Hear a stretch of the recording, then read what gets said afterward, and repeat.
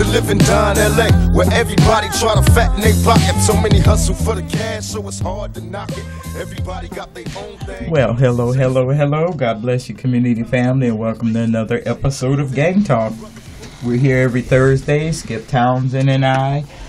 We've been doing this since 2009, and we're still spreading the same message we were sharing back then, and how important this topic is to our community and our families and our family members, our extended family members. You know, we were discussing our close relations just before the show came on, and I don't think we really understand how closely we are connected as family. So God bless you once again, and welcome to this very special hour. So, as usual, we always start by thanking God for Skipp. Well, Sister Herron, I always thank God every morning. I'm just grateful to be alive, happy to be here, happy to be alive, not dead or in jail, alive and well. So God is good all the time, and I'm grateful for Gang Talk Radio and Morris Media Studios and the opportunity. This is an outlet. This is an opportunity to get out the information. And definitely grateful for our guests from last week. Yes, and this is one of those times where I don't have to ask you, wait, sister, who was the guest? Yeah, our guest was the very, very articulate, very educated, and a person who put in so much work for civil rights. A living legend for, I want to say black people, but not just black people. Yeah. All people can truly appreciate the work of Dr. James Lawson. I'm glad that Nick Gilley, who's a director. Nick is working on two projects right now. One of them is SNCC. It's a story about the student nonviolent, I don't know what the CC stands, Compton Crips, I don't know. Whatever the CC stands for, but the SNCC organization. But Nick is working on that film, and he's really busy. So for him to get James Lawson to come out, and he gave us his time as well. Right. Truly grateful for that. And also we had another guy sitting right there. I can't remember. It was Jaime. Yes. Should we finger point? Right. So he's hiding under that cap. Yeah, Jaime was here too, and Jaime was really, really, I want to say humbled, because he could have said, "Hey, look, Dr. Lawson, it's my turn to do introductions," and he didn't do that. No. Well, Dr. Lawson, as we said, is a living legend, and what an honor for us to have men of his stature and caliber share time with this subject. Yes. Share time with this audience. It shows you the concern they have, that they're not afraid of us, they're not afraid of the subject, they're willing to come and share their experience and history with us, and the strength that comes from his generation is what we want our young people now to embrace, that they carry the same strength that Dr. Lawson carried and Dr. King and Malcolm carried in those days. They carry the same strength. It's just misdirected now. Right. Is not being utilized. They don't value themselves enough like that generation. There was nothing that generation was going to submit to. They just weren't going to take it anymore. And so we want to instill that kind of courage, that kind of character in our young men. So it's very important for them to come and talk about a black man and his spirituality. Yeah. So that was the benefit of that, and it was an outstanding hour. Right. And, as we say, that our elders do have a lot of information, and they can pontificate. Yes, but they have so many experiences. Most of our pontificators are over 80, like even Cecil Murray. He came in one time and he prayed for like 15 minutes. Yes, he did. He prayed for 15 minutes. But I mean, he's so educated. No shot, no diss to Dr. Murray as well. I truly appreciate his life, his legacy. Yeah. But all them 80-year-old cats, they be pontificate. Yes. They can talk for an hour without water. They got a lot of information in them. See, that's 80 years of living. Yeah. That's 80 years of living, and I'm sorry to say I have buried so many kids, young people, that didn't see their 30th birthday. So when we get an 80-year-old from that struggle in the movement, it's always with gratitude to hear their story, because there's something in their story that's going to touch a life in this generation, and that's what we hope to achieve. And I'm going to learn from them. I'm going to learn how to talk for like an hour straight. I hate to tell you, Skip, you don't need no practice. Oh, I can talk an hour? Yeah, you can talk an hour. All right. We found that out, when sometimes when our guests don't show up and it's just you and me. Yeah. Yeah. No, I talk like 15 minutes. You talk 45. Well, the good news is I'm not talking to myself, okay? So that's the best thing. If I start talking to myself for an hour, come see about me, okay? So let's start with our introductions. Now that we thanked our guests from last week. All right, so this is our guest from last week. Yeah, I'm Jaime Gregory, also known as Rarebreed, gospel rapper, community activist, intervention prevention worker with Southern California Ceasefire Grid program, also representing the Ceasefire apparel line that we have out here, Let Me Live movement. We should have started with the young lady first. I'm so sorry. That's okay. Hi, I'm Teri, and I'm the co-owner of Unity Era, and it's a movement and a clothing line, and I'm in support of all the other organizations that I'm involved in. I'm Marcus Woods, and I just want to make it clear that it's 55 years until I turn 80. But you counted it up, 55 years, Lord. But I just, it's all right. I'm just here to always learn and understand what's going on in my community, so I could do, my part in whatever it is that I need to do. Mm-hmm. And we're glad God restored you to us. All three of you. Actually, all three of you have been restored to us, and that's the best message we could share tonight. So, welcome. Thank you. Thank you. Pleasure being here. Yes. Well, we're always happy to have guests that are willing to come and discuss the subject with us. So, let's just get started. Yeah, for me, the platform is always a blessing. You always got to speak life into your community, and you got to utilize each and every tool that's given to you. You can't see big, small, or whatever. You got to utilize every aspect of a voice that you've given to speak out to the community. So I'm really serious about what I do. My life is on the line for this. I want to live. I want other people to live, but I also understand that my life can be taken in this process. So I'm very serious about what I'm doing. So I do as much dedicating to this movement as possible. You do. Yes, indeed. He definitely hit the ground running. I was just sitting here. Forgive me if I look like I'm in a trance. I was doing the math, and I found that Marcus is not telling the truth. It took me a minute, but, and what he said was so important. What Jaime said was so important, and he hit the ground running. He's doing a lot, and, and to sit here and have Marcus mess with me like that. Yes. Forgive me, Jaime. Yeah. Hey, I believed it because I'm not good at math either, and I didn't even bother to count. It's all right. He said it okay. I was just trying to make sure Skip went to math class when he went to school. That's all. Yeah. Well, I was in class, but class wasn't in me. So I just, it's all right. They made calculators for people like me, so I ain't ashamed. Yes, indeed. Yeah.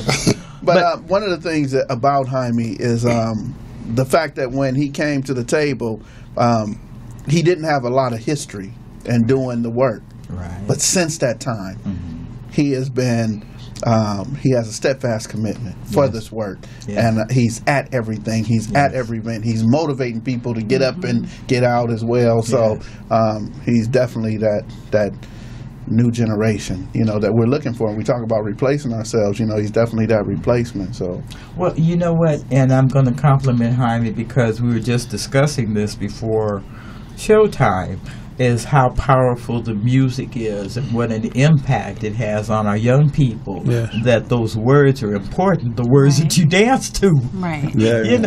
And Jaime is changing that with gospel rap, trying to bring a more positive message that we really need to be singing, considering all the negative lyrics that we followed for so long. And I kind of wanted to tap into that because it is the music of your generation, and it's important for seniors like myself to understand what you expect from it, how you feel about it. Is it important to you? Does it matter? Is it all fame and fortune? Is that the only thing important here, or is there some kind of self-respect we have to include in our message? So that's a generic question I'm asking all of you.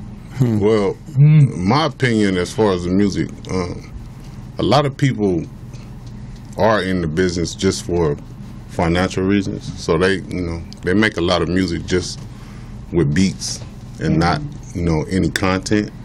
So I think I don't think the problem is the music. I think the problem is the ideology that comes with it. More of if I sit and I make a song about drugs and money and women, more people will buy my music than something like Jaime sing, and I actually, I'm not really, me, I'm not really too religious, but I actually enjoy the music that I listen to from the guy, and I respect it, and I think a lot of other people, once they hear it, they can do the same.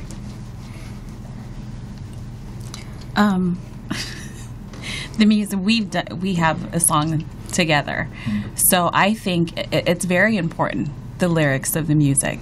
I'm very spiritual. I'm a praise and worship leader, so it's very important to me, the music that we relate to the young people. I have a 17-year-old son, and he listens to a lot of secular music. Nothing is wrong with it. I'm okay with all the other music, but it plays a big role in their attitude, their personality, and I see that in him as he's a teenager now. So he's listening to all this music. He's starting to dress a different way, and he acts a certain way. And so 17-year-olds always do. Right. Yes, we asked this man here. I've been there. We've all been 17. We've been that teenager. So I kind of let him do what he wants to do, but at the same time, he knows my voice. He knows that I've guided him in this certain direction, and I'm always in ministry, and he sees the work that I do.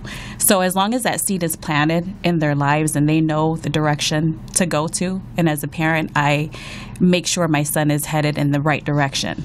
He's not in no gang.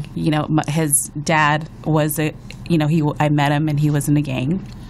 So I had to separate him from that lifestyle, and because I knew it played a big role in him growing up. Right. So he's an amazing child. Like he loves doing what he does. He's working. He's a full-time. He works full-time, and he knows the lane that he stays in. But I see all the influence from the outside on him. But you know what, though, the music back in the days, not to cut you off, but to give sort of defense to the young fella, 17 years old, that my family in Louisiana was told when they were younger, and they 80 now, they were told by their dad they couldn't listen to the blues. So they was told. So I was asking my uncle, why would your daddy tell you not to listen? He said, that's that music make you drink. Yeah. And drunk and sit down. The blues is sad music. Not the brown liquor. What is the moonshine? That's that moonshine. That's that moonshine. So he said that they couldn't listen to the blues. So then when you talk about the lyrics and music and the drugs that we were just talking about, think about Rick James, because this is my era growing up, right? Rick James said super freak, and everybody thought, oh, she's super. But he's talking about the girl, super freaky girl you don't take on. He's talking about drugs. The girl they used to call the girl. He's talking about cocaine. So he ain't talking about a girl. He's talking about, they called it that little girl. You go get that girl and you get some cocaine, and then he had the other song, Mary Jane. So he's talking about drugs too. And okay, my mama's sitting there dancing to these songs, not knowing, me too, because paying attention to the words. You know what I mean? I knew Mary Jane, but I didn't understand Super Freak. I just thought that was that party girl. And for me, I explain to people that this is my joyful noise, and for the churches and people that's in Scripture, they understand that joyful noises come from different sounds, and music for me, if God ever blessed me with a platform where I'm being awarded for what I do musically, you're gonna thank God. I want to make sure that when I thank God, that I really thank you for something that's been edifying to the community, something that I really put inside. I'm not thanking God for something real derogatory that put poison and tainted the spirits and shifted the spirits of my community. And so I take responsibility, and when I write songs, if I don't study, I can't write music. You know, I'm not going to freestyle for you. I'm not going to get into the gibberish, and if it's not speaking life and teaching, I'm not doing music at all. So I really take it serious, and when I came to the ceasefire table, which one of the first tables I came to, not even understanding intervention and what was going on in the community, I'm sitting there when they said, "Oh, we got to pass around the table and we're going to tell people their name and what you do." And I'm like, what am I going to tell them who I am? And before this table was introduced to me, I was introduced to gospel rap.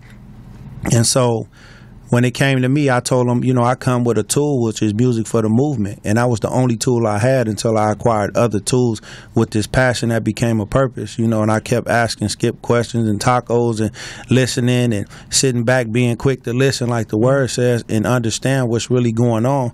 And I don't do a lot of talking at these meetings. I'm more on the doer side, because a lot of stuff turns into a feel-good session, which we don't need. We all know the problem. We don't need to keep talking about the problem. We need to focus more on a solution. On the solution, yes, absolutely. And I agree with that. It just, you know, Jaime, you have come a long way.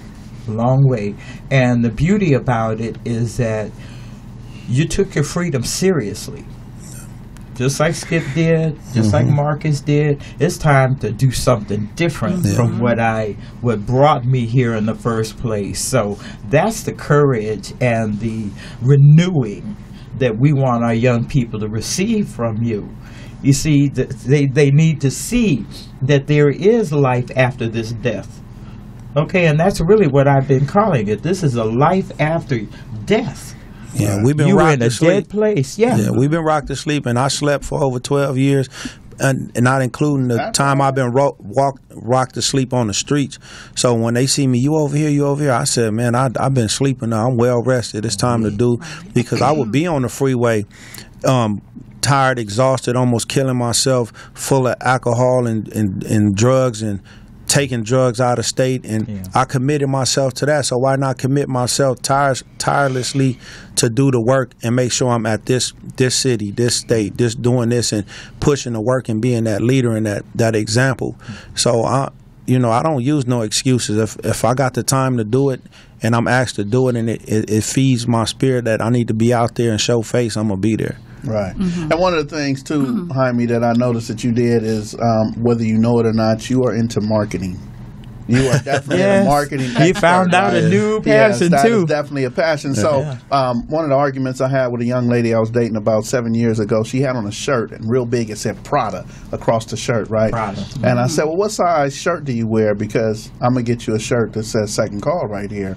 And she said, I ain't wearing that stuff, and you don't have me like I'm a billboard and this and that. And I'm like, well, you will invest your money and wear something by somebody who does not support you, but I pick your kids up from school. I put food in your refrigerator and stuff. I do things for you, and you wouldn't wear something to promote the message that I have. Exactly. So one of the things that I've seen Jaime is able to do, I guess, talk to women better than me, because I see women everywhere with ceasefire shirts on, and I'm looking at Marcus's hat, and that is a wonderful hat. So to put the hat together, the colors and stuff like that, you have learned to market ceasefire, let me live, and it is everywhere, and I see people wearing it, and I'm grateful, because I know that even though it was supposed to be me, Taco, and Vicky that were the three original left at the table, it was not us who were part of the marketing.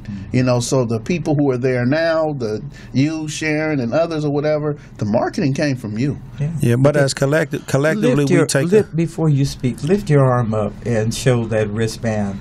See, because that's really where it started. The Let Me Live, ceasefire, Let Me Live, little bracelet that anybody can little. wear. That's not little. It's not little. It's huge. She damaged your bracelet. She said it was little. She said you got that little bracelet. If you don't stop, it's a huge message. It's a huge message in such a small container. Okay, see, because you can see the hat, you can see the shirt, but how many people recognize the wristband you wear? And that wristband you can wear every day. Yeah, and I purposely put "Let Me Live" on the driver's side of your hat, so when they roll up on you, they can see that. The police. You know, anybody, the shooter, the police, anybody with a gun. Okay, Skipp, anybody with a gun. Right. And it was a reason behind what I did. I was blessed with the hat, marketing because it was hard to find somebody to do it. And when I connected with Teri and Unity Era, she was on a roll with what she was doing, and we just collaborated, and things I was missing, she added to it, and she helped market it on a whole nother level because she had the people to help me with the hat.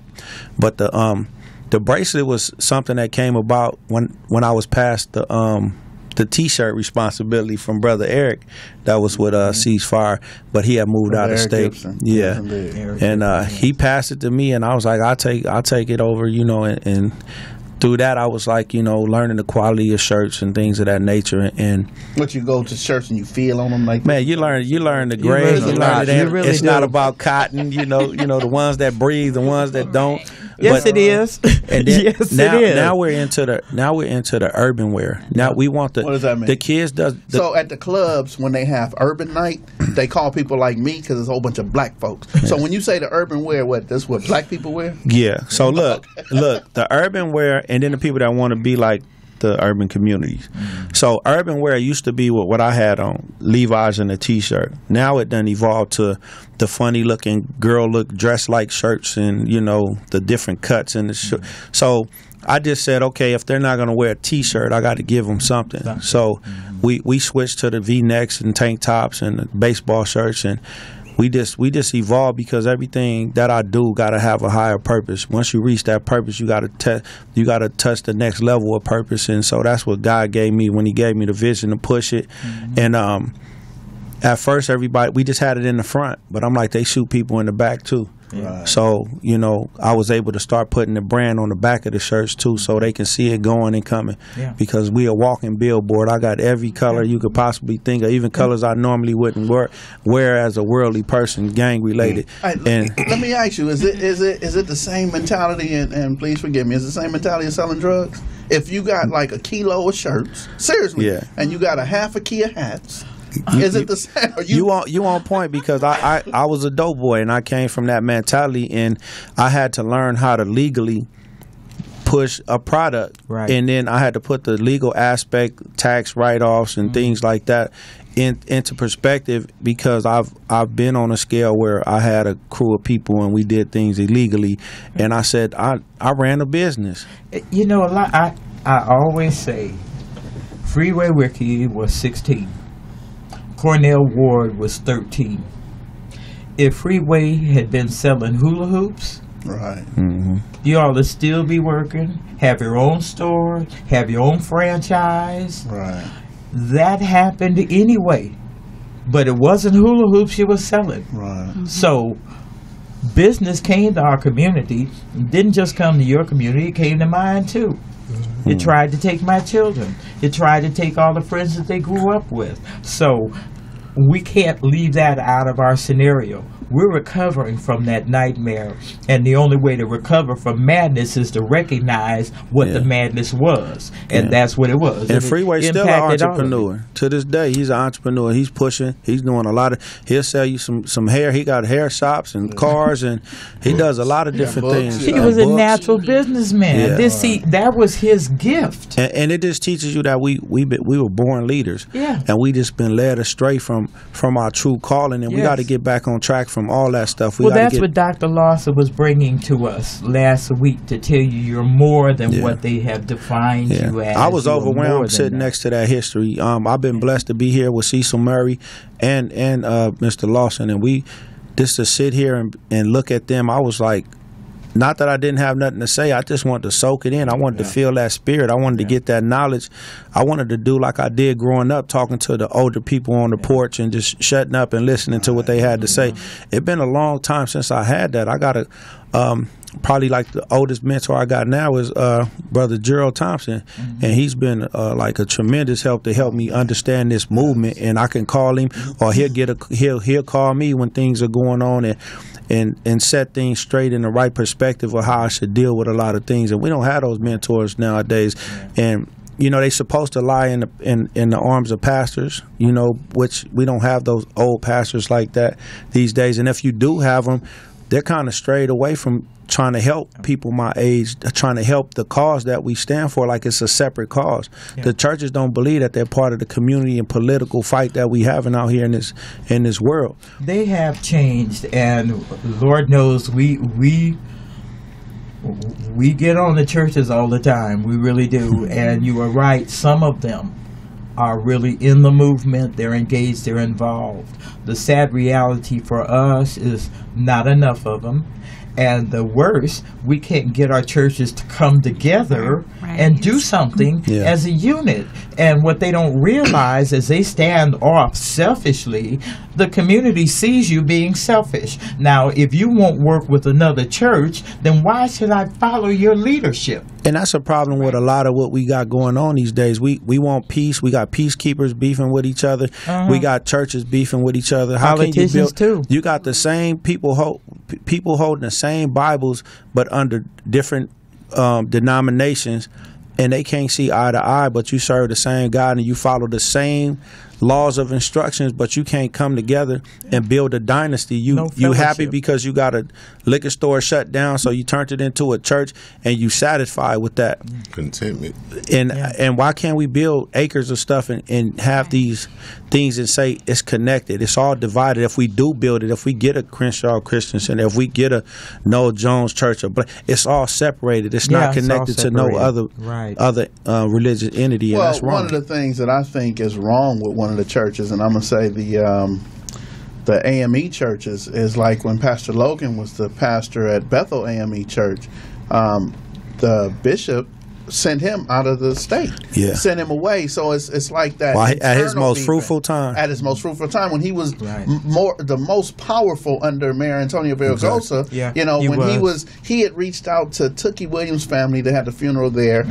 Community Call to Action and Accountability because of the Devin Brown shooting. The ceasefire movement was birthed there. So he was so prominent and helpful. He was that community leader, and they moved him. So when you say that all connected, that still there should not be a power. This is what it is. It's a power trip. And even, I'm going to say, when I got involved with Unity 1, right, I didn't know that we didn't get along with Unity 2. And Unity 2 don't get along with Venice 2000 and Unity 3. And I was like, man, we don't get along. We don't sit at the same table. I didn't know what Minister Tony said about that? If there was true unity, there'd only be one unity, not two and three. But the reason why there was Unity 2 is because Unity 2 said, we're going to go after government funding and grants, and we're going to work in Venice in the Valley. And Bo was saying, no, we just going to work here. So then Unity 3 said, no, well, you're not going to work in my neighborhood. No. So they started Unity. So then Venice said, well, y'all not coming here. So we started Venice 2000. And then when I got involved, I'm like, well, who's working? Okay, let's start Second Calling. Before you know it, we got people who could sit at the table together. But because of the ego, because of the bickering, because of that, the ego, the bickering, it is now separated, and now we're older. Once again, it's the same thing we do in gangbanging, but now we older. Like, man, I love you, homie. I love you too. But I'm over here, you still over there. Right, we still done separated. You know what? And the core of that is the division itself. In the community, you still holding on to that division. You can't see that Dr. King and Malcolm, though they had different agendas, they came to an agreement that we had to do something. So I call them the yin and the yang of the movement. Who's the yin and the yang of this right now? See, we don't have cohesion with each other. We've got this neighborhood over here doing their thing, and this neighborhood doing their thing, and why can't all them neighborhoods come together and do something for all of us? And if anybody know me, that's what I do. And I adopted a headache from y'all. I just want y'all to know that. But let me tell you who take credit for all that. Everything you do, let me tell you who take credit. That's why LAPD takes so much credit. Because when she just asked that question, you didn't say nothing. I didn't say nothing. But we sat here looking like who? But the honest truth is, it is me. It is you. It is Taco. It is Twin. It's all of you. It's all of us. All of you. Venice 2000. Yeah, it's Melvin for all sure. The unities. So what's going to happen is Dr. Martin Luther King Jr., as much as we want him to, Jesus Christ, as much as we want him to, Malcolm X, they not going to come back in person the way that we see them in person, going to stand here and say, I'm back, I'm about to do this. There has to be someone else, the Gerald Thompson, who did the same thing to you that he did to me my first year in. And I kept saying, I've only been in this for a year. He grabbed me like this and said, hey, stop telling people that, because you're so effective. They don't need to know that you've only been in this work for a year or two. Continue to work, continue to learn. I wasn't at the table even a year before you guys invited me to the table as executive board member, and all I did was shut up and follow lead, and showed up where I was supposed to, where I felt I should have been, allow my spirit to move me where I'm supposed to be, not saying, oh, I'm not supposed to go in that community. And what I did, I seen a lot of peacemakers picking and choosing what communities they were going to go stand in instead of saying, I need to be in all of them. If we don't stand, if I don't have Bloods in my community standing behind me saying we tired of this, then the movement ain't real.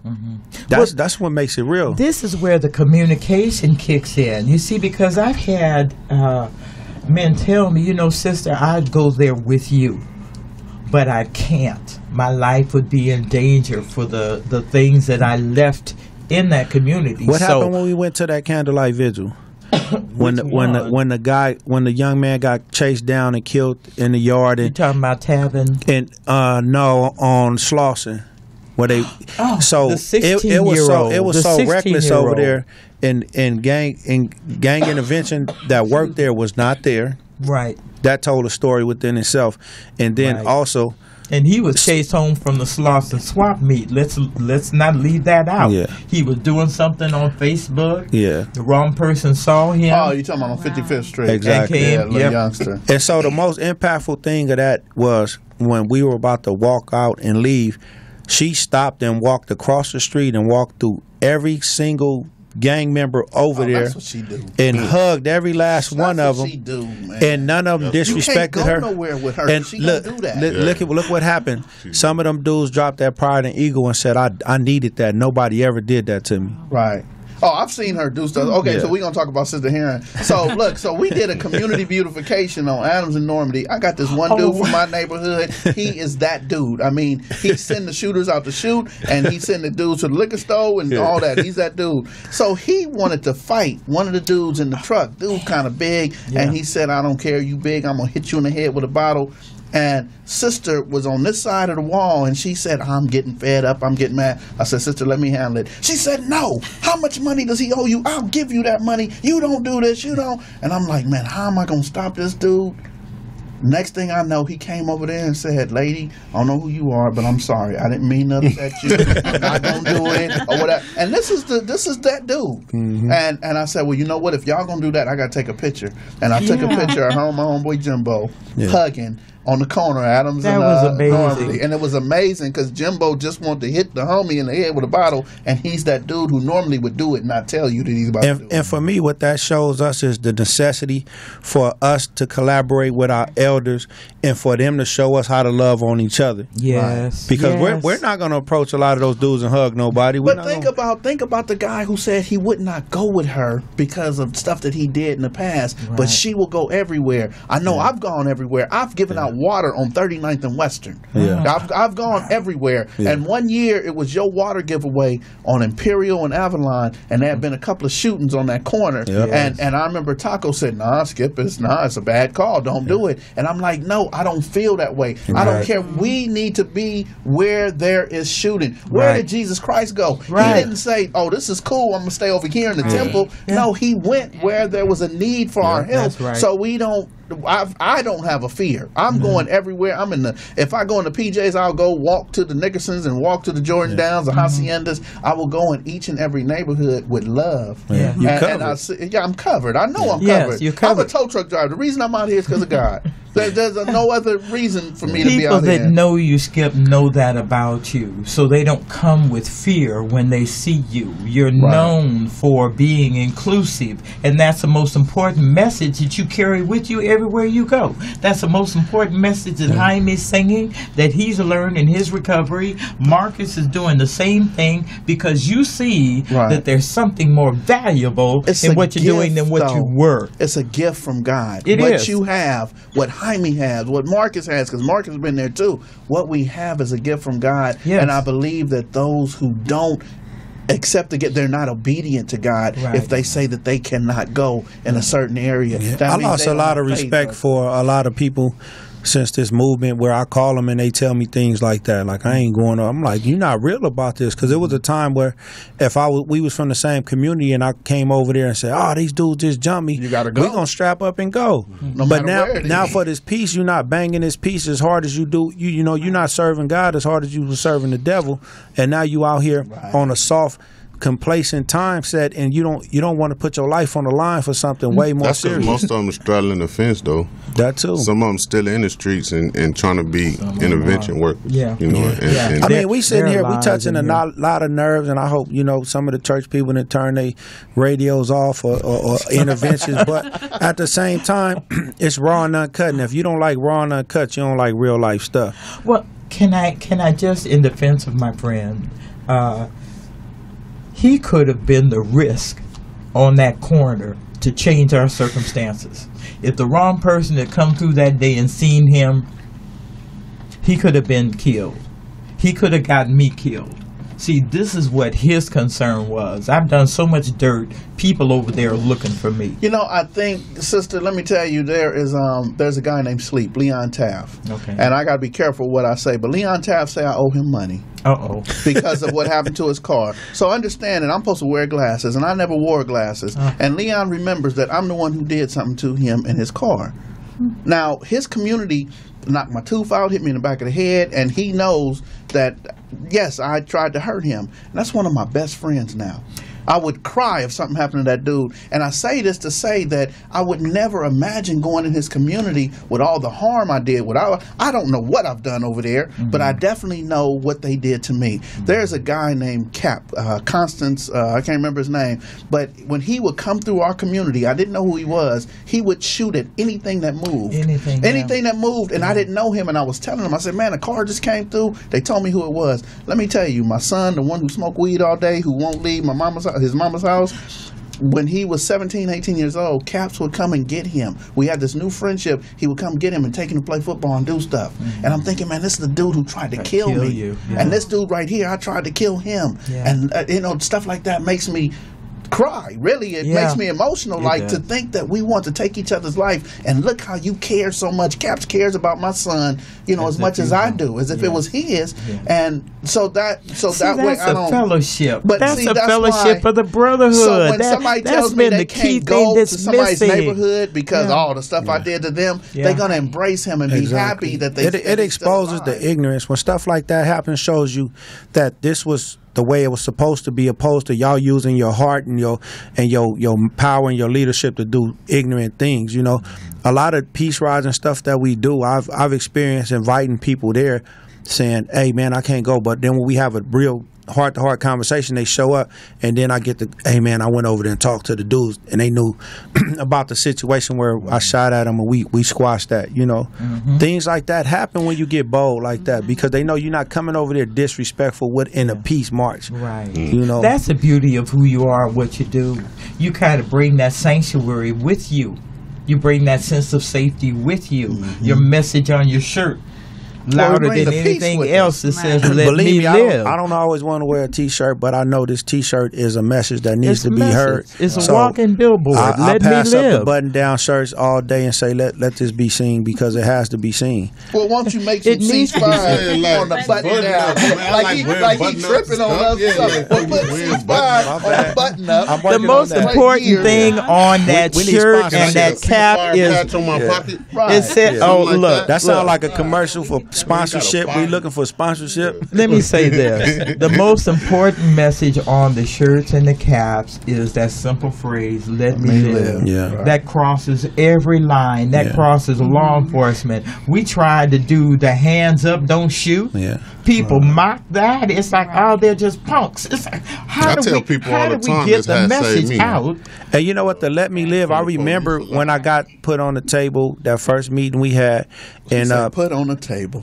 You was not put on a table for those people who are watching thinking we put him on a table. When I came to the executive board table and accepted the obligation, I remember Skipp saying that the theme for the year was "Let me live." And I rode with that. But then it stuck with me. I said, that don't need to be just this year. This need to be what we stand for. Yes. So I was doing the ceasefire shirts, and I put it on the bottom, let me live. And it was like, oh, okay, I like that. But something told me switch it and put it on the top. And when I put it on the top, I would be in the middle of candlelight visuals where people, sons and daughters were being murdered. Those people would stop mourning and ask me, where's that shirt? Is it for sale? Can I buy one right now? And that let me know right then and there. When you can block out what you're going through physically and emotionally and say, I want to support that, I know it was a God-given thing, and it was a spiritual thing that people really needed to hear, and it just allowed me to push it harder. They didn't block it out, brother. When they saw that, they didn't block it out, but that saw hope.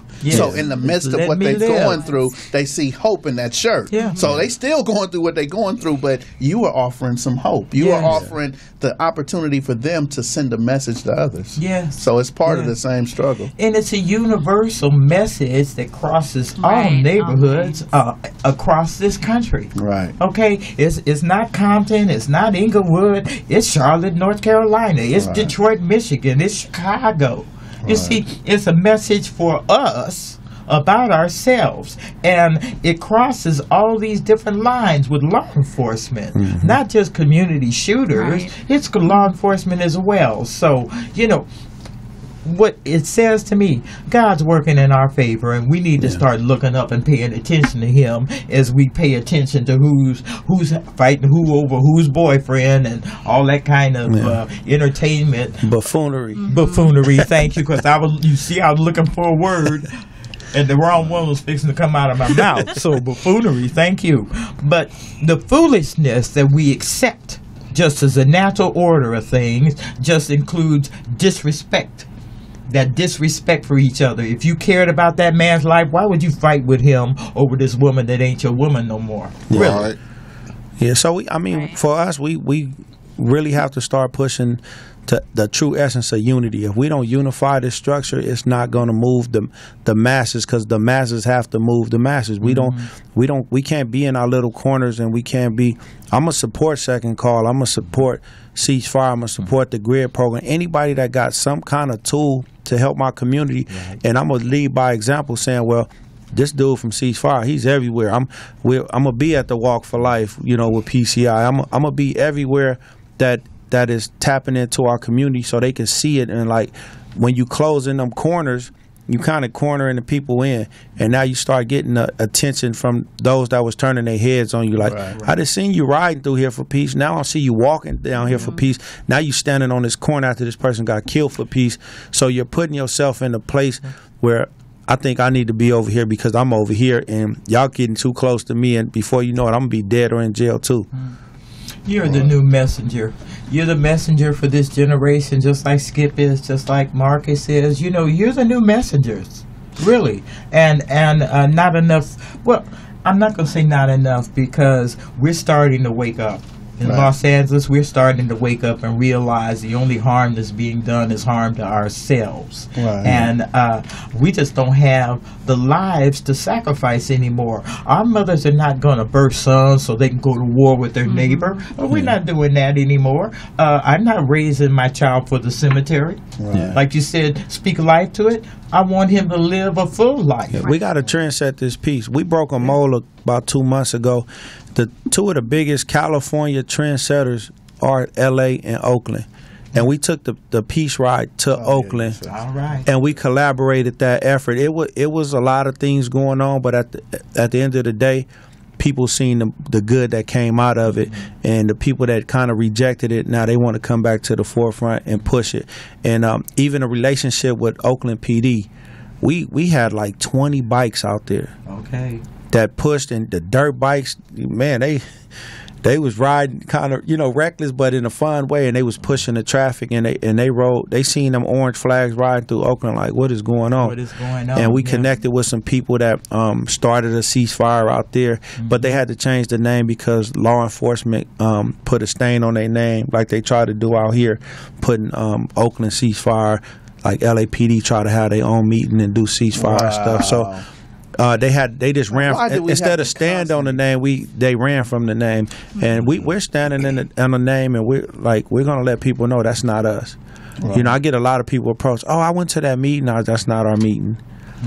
So we have to let people know, and instead of running and hiding and pushing stuff under the rug, the best thing to do is confront it and put the truth out there, because people nowadays don't respect pushing under the rug. They respect truth. They want raw and uncut. They want that Mexican news, not that European news of desensitized stuff where, oh, don't show them that because they're going to be in the uproar. If somebody got murdered outside and got their brains blew out, let people see that. Let them understand the reality that you about to walk outside to, because it can easily happen to you. Yes. Right. Real quick, I want to ask about Unity Era, though, because I went to I went to Atlanta, and my daughter is a part of a group out there, and they were, I believe it was called Unity Era. I'm not sure. Atlanta, Unity Era, Atlanta. But what they were doing is they were having cash mobs. So what they would do is each and every week they would go to a different community, and they were bringing lunches, and they were knocking on doors. They see kids outside playing. Where's your mom? And they go talk, make sure mom and them ain't on drugs. The kids are straight. They was see trash, and they have like 30 people, and some of them picking up trash, some of them playing with the kids, some of them talking to their moms. They bringing them lunch and stuff like that. And they had these cash mobs. So when I went out there, they chose a store that they went to, and they spent all their money, just $30 a person, $20-$30 a person, in this one store. But then they also went to a gas station. Said the lady was one of the workers was very belligerent to a community member, so they stood out there and they shut it down. It was a gas station that sold single cigarettes and all that. So they just stood there holding hands and blocked the driveway. So then the lady said, "Oh, I'm gonna call the police." So they stand on the sidewalk. When the police came, they said, "Okay, let the police in." Police went through. They went back to doing this. So the police officer talked to him, and they told him, "We want to talk to the owner, but they got to playing games, but they being disrespectful." So the police officer said, "Well, they're not doing anything, and they're not on your property. There's absolutely nothing I can do to them." So it forced the owner to come outside, like, "What do you want to talk about?" And they said, "No, we don't want to talk now. We don't want to talk. You tried your way." Now what they're doing, they started stopping cars, and everybody black, they would tell them, "Hey, look, there's a gas station about a mile down that's black owned.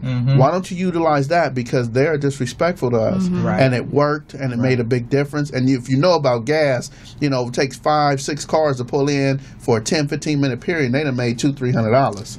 You know what I mean? So every 10-15 minutes, they making $200-$300. So shut them down for an hour. How many $200-$300 they done missed? They understand the value of $1. Right. When they disrespect us to force us to take action like that, they deserve the results we give them.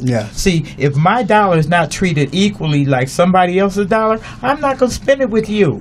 Right. I'm not required to. There's no law that says I have to give you my money and you get to mistreat me. I don't have to do that. And this is where we empower ourselves as a people. We know and identify these cities and towns and burgs and restaurants that disrespect us, disrespect our people.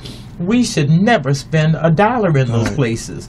The things that we can do to help ourselves is identify those places. Yes. Identify them. Like you said, we can shut them down just by standing around the parking lot and letting every person of color that come through there know why we're blocking their parking lot.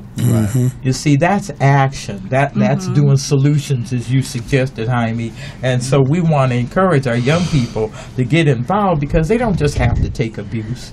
Right. They just don't have to take it. They really don't. And we want them to be proactive in their own environment. But communication is key.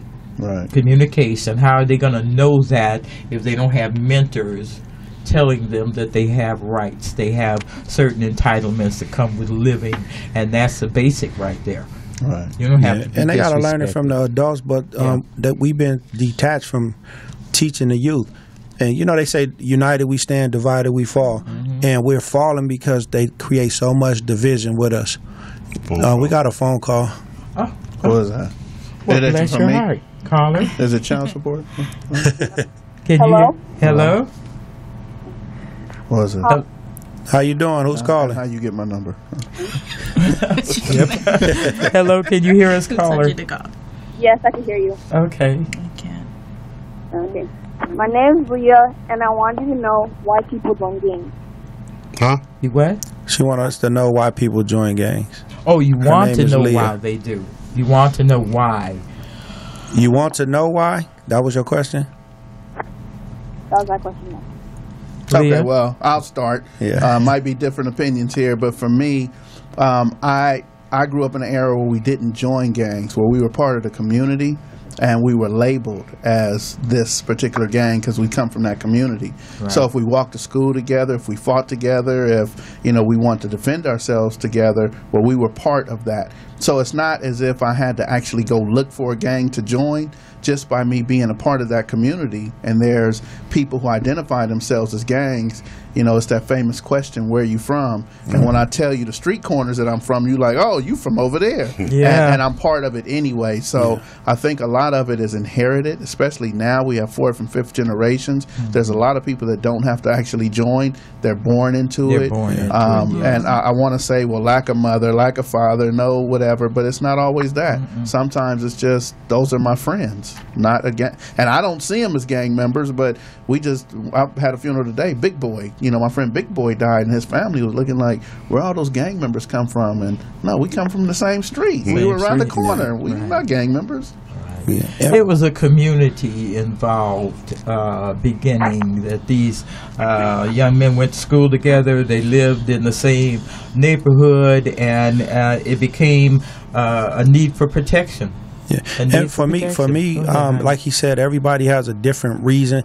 Everybody's story is not false. Everybody comes about gang relationships different.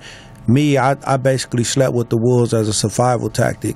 I wasn't soft. I wasn't a buster, but I didn't want people to force me to do what I wanted to do, what they wanted me to do. So just as a tool to stay close to the enemy, so-called, because if not, they're going to infiltrate you. They're going to find ways to do things to you and possibly take your life. So, I knew I had to adapt just for survival methods.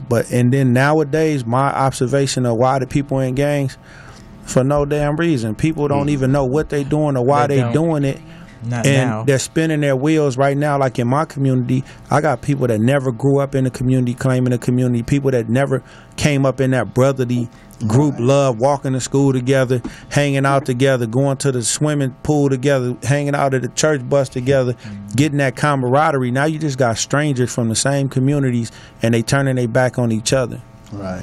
Because just like you said, they're not from there. And for me, it's sort of the same way, man.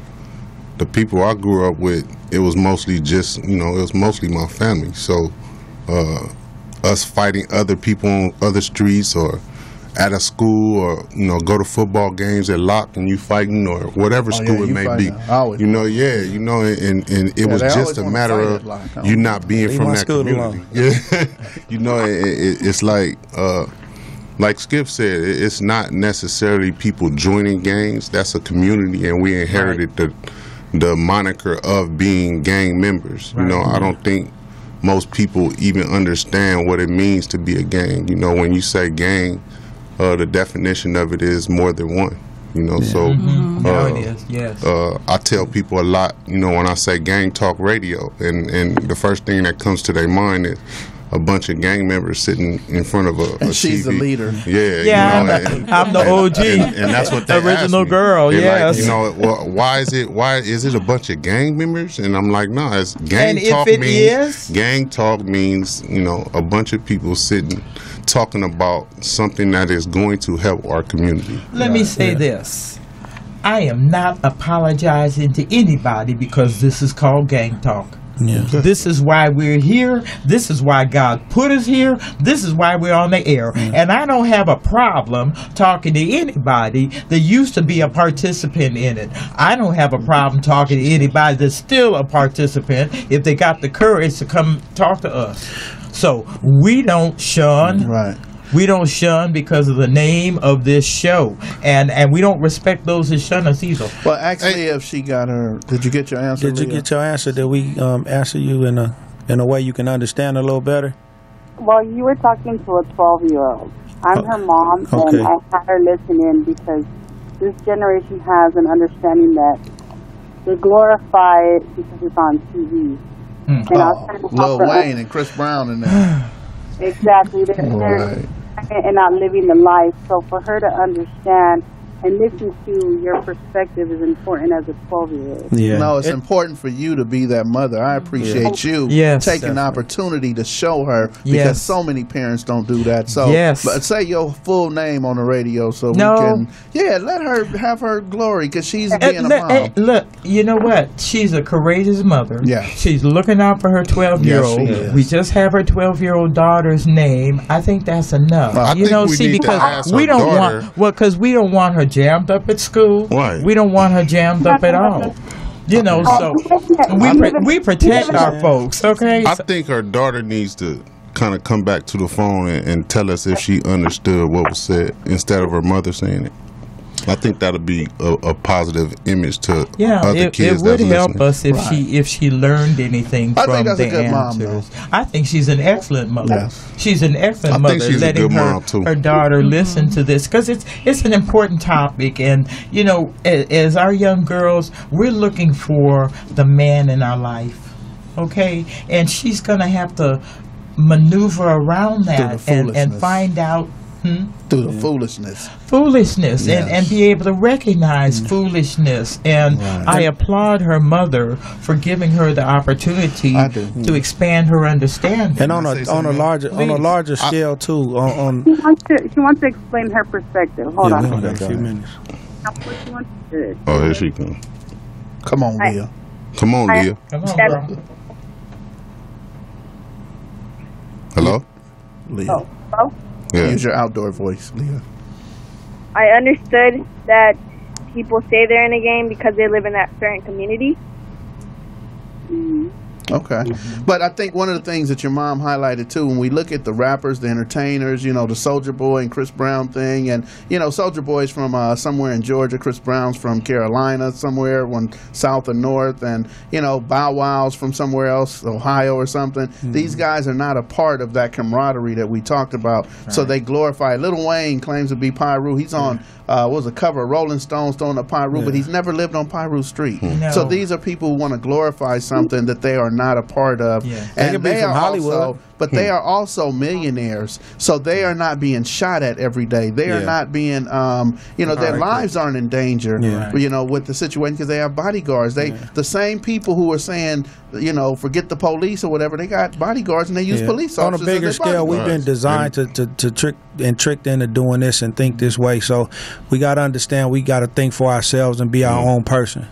You gotta not be so quick to be content with what's told to you. You know, you got to see it for yourself. And you know what? We applaud you and respect you at 12 years old that you're seeking an answer that you deserve. Yes. You ask a question, you deserve an answer, and I hope that the men that come to this microphone will help you with your understanding, because in our community, they are the change makers. They are the change makers, and they're working so hard because they want your future to be secure. They don't want you to be concerned that when you're 18, somebody may harm you or harm your loved ones. That's why we're here. That's why we talk to ex-offenders, former offenders, former participants, and even willing to talk to some that are currently involved.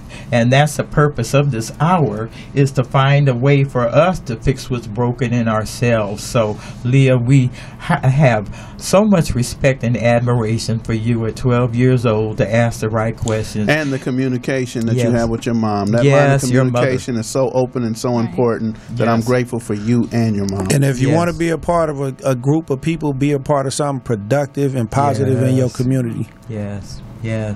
We want you to have value for yourself and the quality of life we pray for you to have, honey. Yes.